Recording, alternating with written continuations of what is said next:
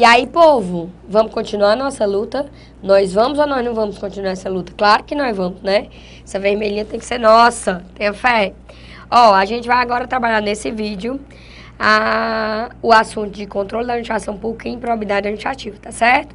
Então vamos começar aqui nossa luta com a questão do nono exame unificado da ordem do ano 2012. Vamos lá? Preste atenção. As contas do prefeito do município X não foram aprovadas pelo Tribunal de Contas do Estado. Dentre outras irregularidades, apurou-se o superfaturamento em obras públicas. Sobre o controle exercido pelas Cortes de Contas, assinando a afirmativa correta. A. O parecer desfavorável emitido pelo Tribunal de Contas do Estado pode ser superado por decisão de 2/3 dos membros da Câmara Municipal. B. A atuação do Tribunal de Contas configura exemplo de controle interno dos atos da administração pública. C. A atuação do Tribunal de Contas do Estado somente será possível até que haja a criação de um Tribunal de Contas do município por lei complementar de iniciativa do prefeito. D. As contas do prefeito estarão sujeitas à atuação do Tribunal de Contas somente se houver previsão na lei orgânica do município. Vamos aqui, primeiro, montar uma linha de raciocínio para você entender o que você precisa entender. Eu quero que você abra o artigo 31 da Constituição Federal para eu trabalhar aqui com você, tá? Ele diz assim, ó, artigo 31 da Constituição, a fiscalização do município será exercida pelo Poder Legislativo Municipal mediante controle externo e pelos sistemas de controle interno do Poder Executivo Municipal na forma da lei. Parágrafo 1º. O controle externo da Câmara Municipal será exercido com o auxílio dos Tribunais de Contas dos Estados ou do município ou dos conselhos ou tribunais de contas do município, onde houver. Eu já lhe explicar isso aqui. Se desoriente, não, tenha fé. Parágrafo 2º. O parecer prévio emitido pelo órgão competente sobre as contas que o prefeito deve anualmente prestar só deixará de prevalecer por decisão de 2/3 dos membros da Câmara Municipal. Parágrafo 3º. As contas dos municípios ficarão durante 60 dias anualmente à disposição de qualquer contribuinte para exame e apreciação, o qual poderá questionar-lhes a legitimidade nos termos da lei. Parágrafo 4º.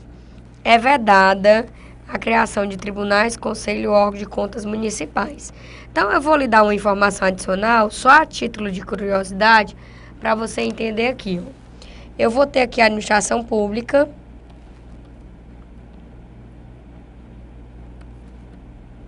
direta e indireta.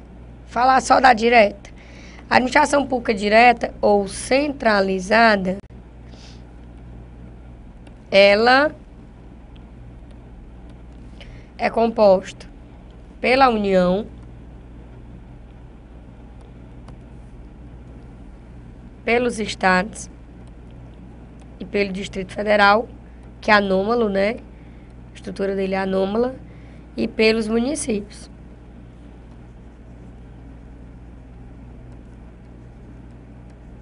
Então, eu tenho União, Estado, Distrito Federal, município. E aí, eu tenho a estrutura da administração pública indireta aqui, ou descentralizada.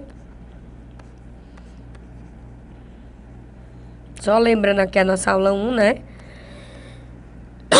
Onde eu vou ter aqui autarquia, fundação pública, sociedade de economia mista e empresa pública. Primeira coisa que você tem que lembrar, que quando esse povo aqui precisar de ajuda na função administrativa, pode criar esse povo aqui, né? Pode dar vida a esse povo aqui. Agora, há também uma outra ideia de divisão de competência que acontece aqui dentro de cada um, que está ligada à ideia de descentralização. E essa ideia nós vamos usar a partir dos 3 poderes: executivo, legislativo, judiciário, né? Então, a partir dessa ideia, há aqui uma linha de raciocínio. Então, aqui, tá verde aqui, o executivo é representado aqui pelo órgão presidente da República. Que tiver em verde é órgão, que tiver em azul é entidade, tá bom? Presidência da República, ó, órgão. O legislativo tem 2 casas, é bicameral, legislativo federal, composta pelo Senado Federal e pela Câmara dos Deputados.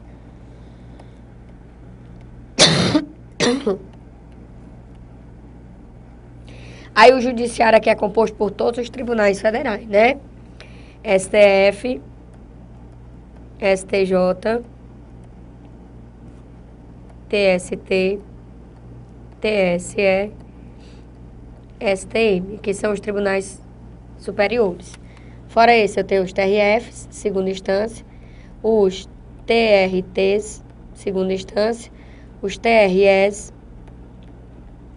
Aí eu tenho o TJDFT, que apesar de ser o Tribunal de Justiça do Distrito Federal e Territórios, é organizado e mantido pela União, e eu tenho o CNJ, tá certo? Fora isso aqui, eu vou ter o Ministério Público da União, de seus 4 ramos, né? MPF, MPT, MPM, MPDFT, na mesma linha de raciocínio, né? Aí eu tenho o CNMP, Conselho Nacional do Ministério Público. E eu tenho o Tribunal de Contas da União. Preste atenção, o Tribunal de Contas da União, do ponto de vista administrativo, é um órgão independente que tem a função de auxiliar o Legislativo na fiscalização financeira. Artigo 70 e 71 da Constituição Federal. Agora, vindo para os estados, vou montar a estrutura do DF não, porque é anômala. Partindo da ideia de executivo, de legislativo, de judiciário. Preste atenção que eu vou chegar onde eu preciso chegar. Aqui eu vou ter tudo que está em verde aqui é órgão dentro do corpo da entidade, né? Política. Aqui eu vou ter Governadoria do Estado,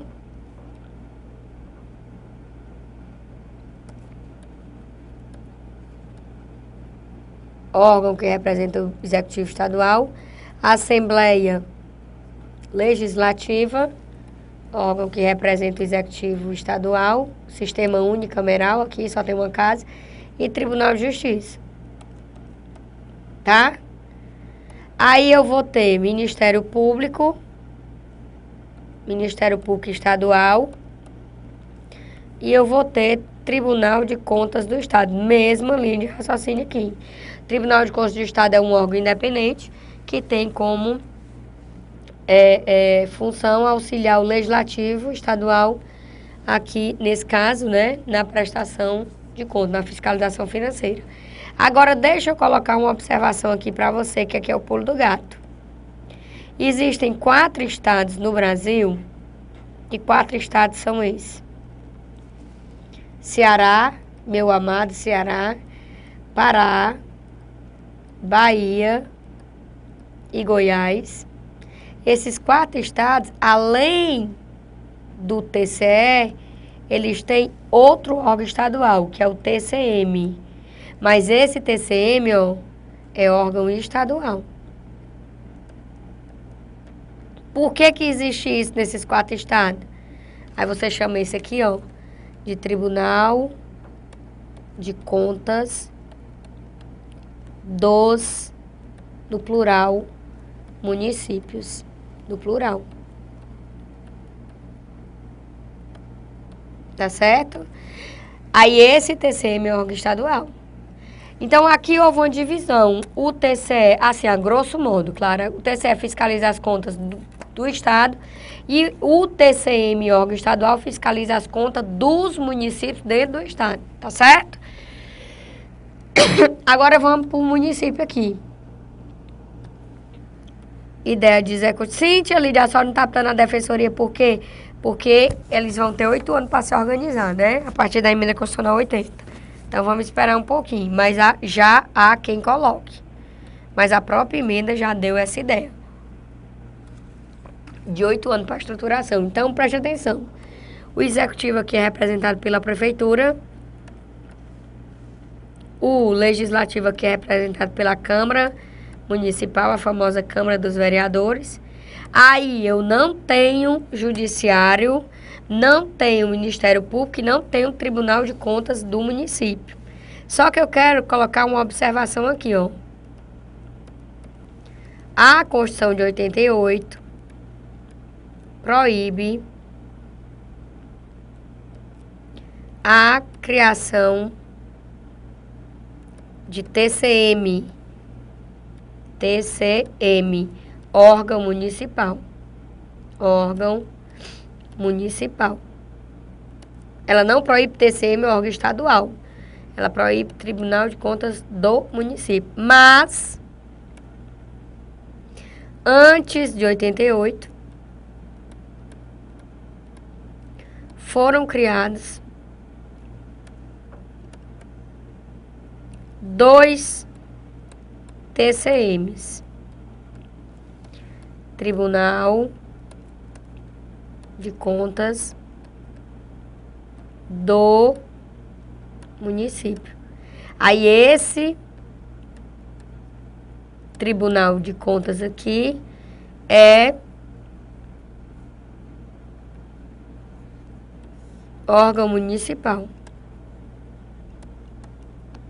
Tia Lídia, onde foi que foi criado esse órgão municipal? No município de São Paulo e no município do Rio de Janeiro. Um foi criado na década de 50 e o outro foi em 1980, antes da Constituição de 88. Então, esses 2 TCMs aqui, ó, eles são órgãos municipais. Então, a função deles é o TCM de São Paulo fiscaliza as contas apenas do município de São Paulo e o TCM do Rio apenas as contas do município do Rio. Então, o que é que acontece? Lá em São Paulo existe o TCE, órgão estadual, que auxilia a Assembleia Legislativa e fiscaliza as contas do Estado de São Paulo e dos municípios dentro de São Paulo, com exceção do próprio município de São Paulo. Porque o município de São Paulo tem o seu próprio TCM. Tia Lídia, que desorientação. Não se desoriente não, tenha fé. Vá analisar isso aqui, porque isso aqui pode cair na sua prova, tá bom? Agora vamos voltar para a questão. Preste atenção, as contas do prefeito do município X não foram aprovadas pelo Tribunal de Contas do Estado. Se as contas do prefeito do município X não foram aprovadas pelo Tribunal de Contas do Estado, é óbvio que lá não tinha TCM, né? Que nesse estado não tinha. Porque o que é que eu quero lhe chamar a atenção? Existem estados que só tem TCE, não tem TCM. Por exemplo, o estado do Rio Grande do Norte só tem TCE. Então, o TCE do Rio Grande do Norte, ele fiscaliza as contas do estado do Rio Grande do Norte e as contas de todos os municípios dentro do estado do Rio Grande do Norte. Tá certo? Então, seria uma dessas situações aqui. Aí, dentre outras irregularidades, apurou-se o superfaturamento em obras públicas. Sobre o controle exercido pela Corte de Contas, assinale a afirmativa correta. Vamos lá. A. O parecer desfavorável emitido pelo Tribunal de Contas do Estado pode ser superado por decisão de 2/3 dos membros da Câmara Municipal. Corretíssimo, né? Artigo 31, parágrafo... Aqui, ó. Parágrafo segundo. Parecer prévio emitido pelo órgão competente sobre as contas do prefeito deverá anualmente prestar, só deixará de prevalecer por decisão de 2/3 da Câmara, né? Então, parágrafo segundo da Constituição. Agora, a atuação do Tribunal de Contas configura exemplo de controle interno. Não, controle externo. Auxiliar do Legislativo. Tá aqui, ele próprio diz isso, ó. O controle externo da Câmara Municipal será exercido com o auxílio do Tribunal de Contas do Estado, dos estados onde não tem TCM, ou do município, ou dos municípios, onde houver. Por isso que ele disse isso aqui, tá? Aí a atuação do Tribunal de Contas do Estado somente será possível até que haja a criação do Tribunal de Contas do município. Não porque a Constituição proibiu, vedou criação do Tribunal de Contas do município. Então não pode mais. Artigo 31, parágrafo 4º. Lembra dessa história? Ó, presta atenção.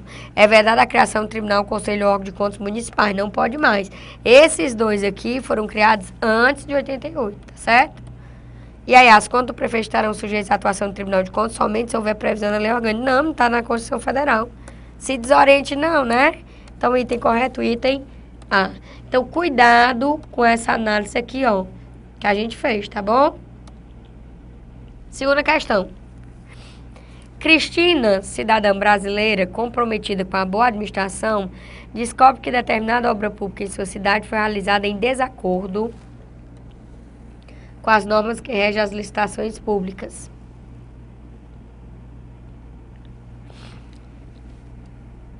com vistas a beneficiar um particular amigo do prefeito. Ih, se desorientou aqui o prefeito, hein? De posse de cópias do processo administrativo que comprova a situação, pretende ingressar com medida judicial para a proteção do patrimônio público. Para combater tal situação, Cristina deverá: a. Ingressar com a ação civil pública, que é o meio apto a sanar a lesividade ao patrimônio público. B. Propor ação penal privada subsidiária da pública, eita, menino, para condenar o prefeito e o particular beneficiado e reparar os prejuízos causados aos cofres públicos. C. Impetrar mandado de segurança coletivo para amparar direito líquido e certo seu e de todos os cidadãos. E D. Ingressar com a ação popular apta a proteger o patrimônio público indevidamente lesado. Eu sei que você já sabe a resposta, né? Porque aqui foi demais. Mas vamos ler bem aqui, ó. Primeiro vamos ler a Lei 734785, que é a lei da ACP, Lei da Ação Civil Pública. Quando é que a gente usa a ACP? Rege-se pelas disposições dessa lei, sem prejuízo da ação popular, as ações de responsabilidade por danos morais e patrimoniais causados ao meio ambiente, ao consumidor, a bens e direitos de valor artístico, estético, histórico, turístico, paisagístico, qualquer outro interesse difuso ou coletivo, infração à ordem econômica, à ordem urbanística. É o que nos interessa. Tem legitimidade para propor a ação principal e a ação cautelar. Ministério Público, Defensoria Pública, União, Estado, Distrito Federal, Municípios, autarquia, empresa pública, fundação, sociedade de economia mista, associação que concomitantemente esteja constituída há pelo menos um ano, nos termos da lei civil, inclui entre suas finalidades institucionais a proteção ao meio ambiente, ao consumidor, à ordem econômica, à livre concorrência, ao patrimônio artístico, estético, histórico, turístico e paisagístico. Então, como você pode notar, não é legitimado para a ACP cidadão. Então, de cara, a gente já acaba com essa daqui. Propor ação penal privada subsidiária também, né, meu povo? Vai esticar demais a baladeira aqui, não tem condição, não. Aí, impetrar mandado de segurança coletivo não cabe. Por que, tia Lide, que não cabe mandado de segurança? Mandado de segurança cabe, não cabe é mandado de segurança coletivo. Deixa eu tentar colocar aqui para você ver. Artigo 5º, inciso 73. Qualquer cidadão é parte legítima para a população popular que visa anular ato lesivo ao patrimônio público,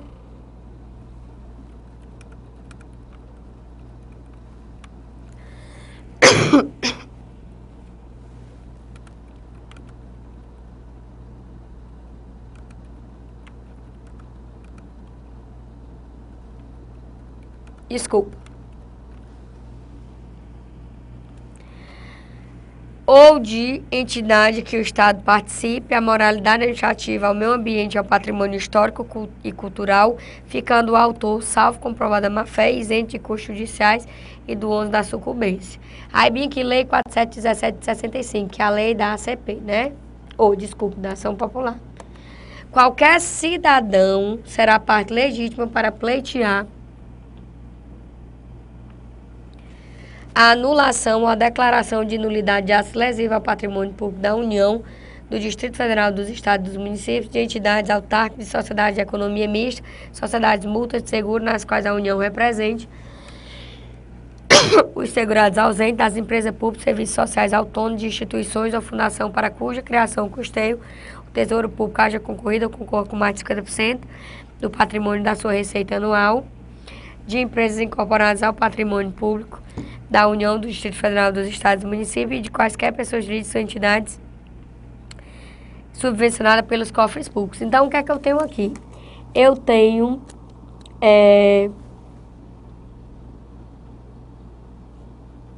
a ação popular, Lei 4717, que é o item correto, de 65, porque ela é uma cidadã brasileira comprometida com a boa administração e ela vai entrar com a medida para a proteção do patrimônio público. Então, está bem claro lá no artigo 5º, inciso 73 da Constituição e na Lei 4717 de 65, tá bom? Tranquilo aqui? Pronto.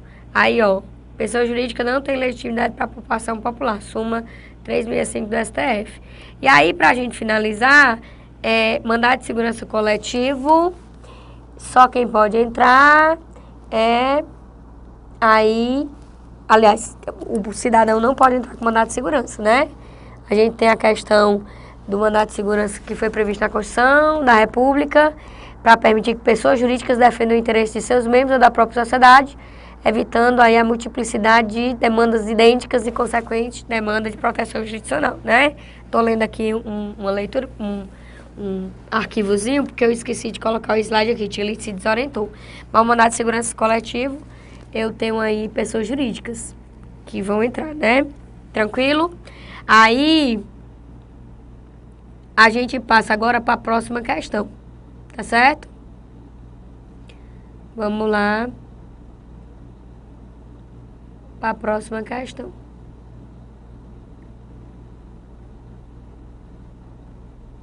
Deixa eu só botar aqui, já que o slide não veio, né? Artigo 5º, inciso 70 da Constituição, que ele diz assim: o mandado de segurança coletivo pode ser impetrado por partido político com representação no Congresso, organização sindical, entidade de classe ou associação legalmente constituída e em funcionamento há pelo menos um ano em defesa do interesse de seus membros associados.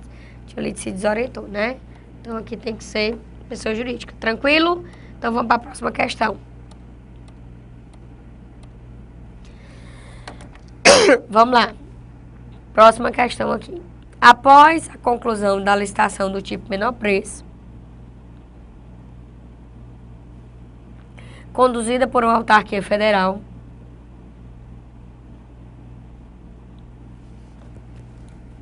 para a contratação de serviço de limpeza predial, sagrou-se vencedor a Sociedade Limpa, que ofereceu a melhor proposta.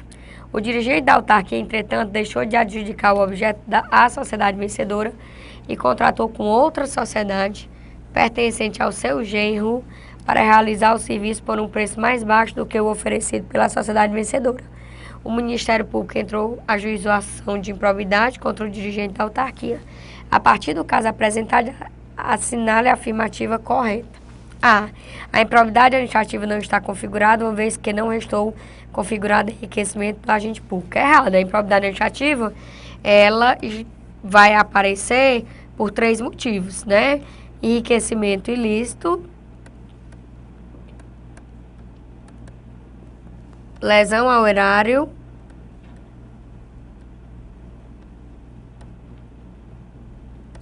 e atentar contra os princípios da administração pública. E, obviamente, ele feriu aqui os princípios da administração pública, né? Apesar de nem saber dos outros, só saber que ele atentou contra os princípios da administração pública, você já tinha análise. Aí, B, o resultado da ação de improbidade dependerá da apuração financeira do eventual prejuízo aos cofres do ente público. Não depende. Inclusive, a gente tem na Lei 8.429, ele dizendo que independe aqui do dano, né? Peraí. Atentar contra os princípios da administração, eu não preciso essa demonstração de dano, tá certo? Então, cuidado com essa linha de raciocínio.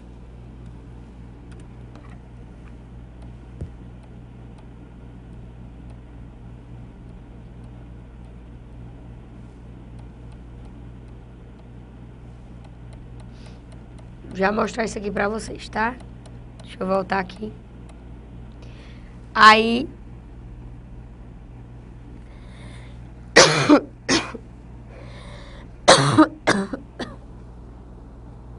Desculpa. Tá? Pronto. Aí, C, a propositura da ação de improbidade admissível, ainda que não haja prejuízo erário e nem enriquecimento ilícito do agente. Certíssimo, né, tia Lide? Certíssimo. Não é necessário prejuízo erário e enriquecimento ilícito. Por quê? Porque eu posso ter uma ação de improbidade em decorrência de ter atentado contra os princípios da administração. E D, a ação de improbidade somente é aceita em relação aos atos expressamente tipificados na Lei 8.429, que não atinge a contratação direta de tipificação. Não. Por isso que eu coloquei aqui, ó, para você entender.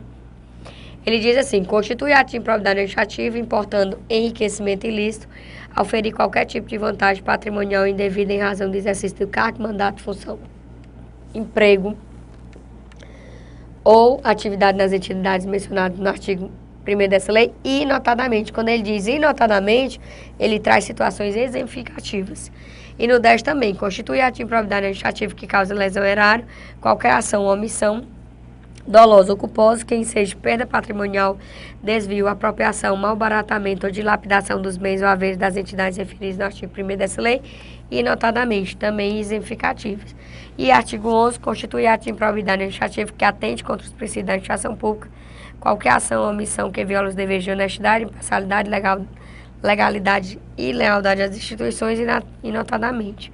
Então, a linha de raciocínio é essa. Então, eu não preciso ter a tipificação na Lei 8.429, porque artigo 9º, artigo 10 e artigo 11 trazem situações exemplificativas.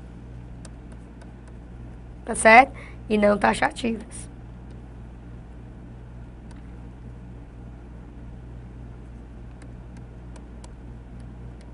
Tranquilo? Pronto, né? Agora vamos para nossa última questão aqui desse módulo, tá?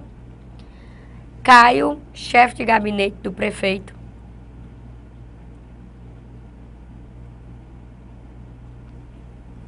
ocupante exclusivamente de cargo em comissão, quer dizer, aquele cargo que é de livre nomeação e livre exoneração, que pode ser dada a um estranho ou a um efetivo.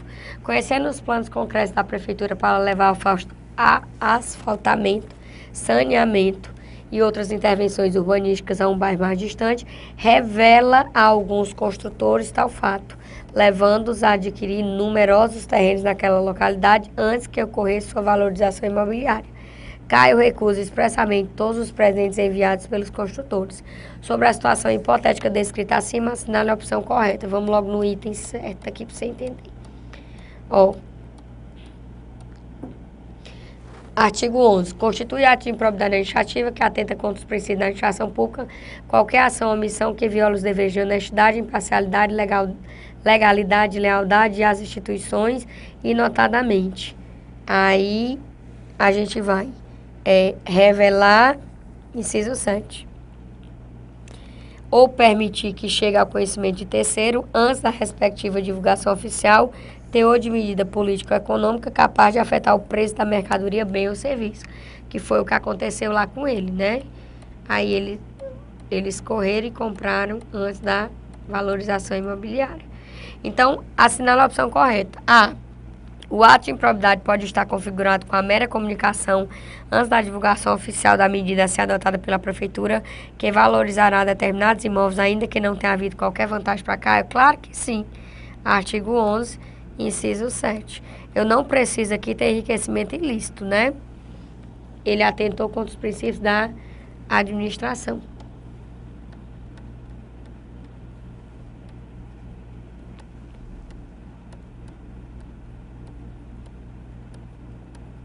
Certo? Aí, B, a configuração da improbidade administrativa depende sempre da existência de enriquecimento ilícito por parte de Caio ou de lesão erário, requisitos ausentes no caso, não depende, né? A gente já falou sobre isso. Pode ser atentar contra os princípios da administração e ou enriquecimento ilícito e ou causar lesão ao erário. C, Caio, caso venha a ser condenado criminalmente pela prática de condutos acima descritos, não poderá responder por nível de novidade. Claro que ele responde. Ele pode responder nas 3 esferas, administrativa, penal e civil.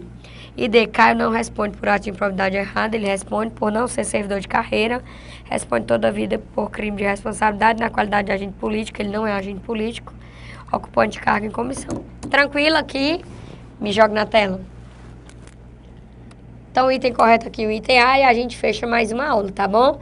Um grande abraço para você, tenha fé que vai dar tudo certo.